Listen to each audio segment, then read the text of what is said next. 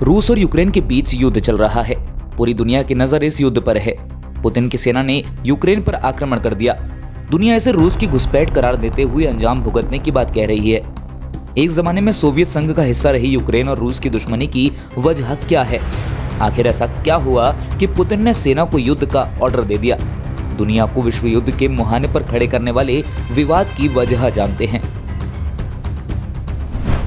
साल 2013 के तनाव पर डालते हैं नजर। रूस यूक्रेन के बीच तनाव नवंबर 2013 में तब शुरू हुआ जब यूक्रेन के तत्कालीन राष्ट्रपति विक्टर यानुकोविच का कीव में विरोध शुरू हुआ।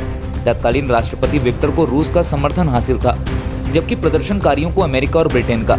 विरोध के चलते फरवरी 2014 में यूक्रेन के तत्कालीन राष्ट्रपति विक्टर को देश छोड़कर रूस में शरण लेनी पड़ी थी।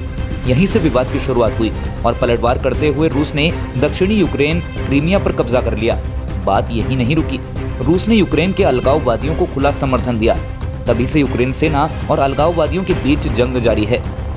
यहाँ आपको ये समझना है कि पूर्वी यूक्रेन के कई इलाकों पर रूस समर्थित अलगाववादियों का कब्जा है।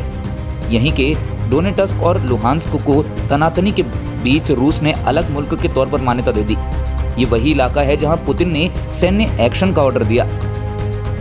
सवाल ये है कि 2014 से सुलग रहे विवाद अचानक जंग के शोलों में कैसे बदल गया?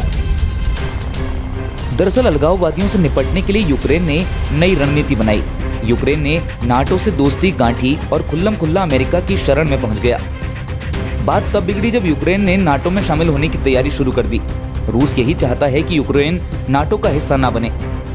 इसके पीछे तर्क यह है कि यूक्रेन अगर नाटो से जुड़ जाता है तो रूस पूरी तरह घिर जाएगा, क्योंकि भविष्य में नाटो देश की मिसाइलें यूक्रेन की धरती पर तैनात की जाएंगी, जो भविष्य में उसके लिए बड़ी चुनौती साबित हो सकता है। रूस चाहता है कि नाटो अपना विस्तार ना करे। राष्ट्रपति पुतिन इसी मांग को लेकर यूक्रेन और पश्चिमी देशों पर दबाव डाल रहे थे। आखिरकार रूस ने अमेरिका और दूसरे देशों की पाबंदियों की परवाह किए बगैर यूक्रेन पर हमला बोल दिया। अगर रूस नहीं रुका तो अगले कुछ दिनों में यूक्रेन के बड़े हिस्से पर कब्जा कर लेगा। अगर ऐसा हुआ तो एक बार फिर रूसी विस्तार से दुनिया का नक्शा बदल जाएगा। दरअसल यूक्रेन की सीमा पश्चिम में यूरोप और पूर्व में रूस से जुड़ी है। सोवियत संघ के विघटन से पहले तक यूक्रेन यूएसएसआर का हिस्सा था, लेकिन अलग कैसे हुए? दरअसल सेकेंड वर्ल्ड वॉर खत्म होने के बाद दुनिया दो गुटों में बंट गई थी। एक तरफ अमेरिका और दूसरी तरफ सोवियत संघ। 25 दिसंबर 1991 को सोवियत संघ टूट गया और 15 अलग अलग राज्य बने। इनमें से एक यूक्रेन है। विघटन के बाद आज़ाद मुल्कों को अपनी मान्यता मिल गई, लेकिन कई मुल्कों के बीच आज तक विवाद पूरी तरह नहीं सुलझा है। यूक्रेन के सामने शुरू से कई बड़ी चुनौतियां रहीं।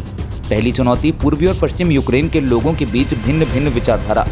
दूसरी चुनौती पूरब और पश्चिम में भाषा के साथ साथ राजनीतिक रुझान भी दोनों इलाकों के जुदा हैं। तीसरी चुनौती अलगाववाद, यानी यूक्रेन के अंदर भी बगावत की चिंगारी सुलग रही थी। बस रूस उसी चिंगारी को आग में बदलने की कोशिश कर रहा है।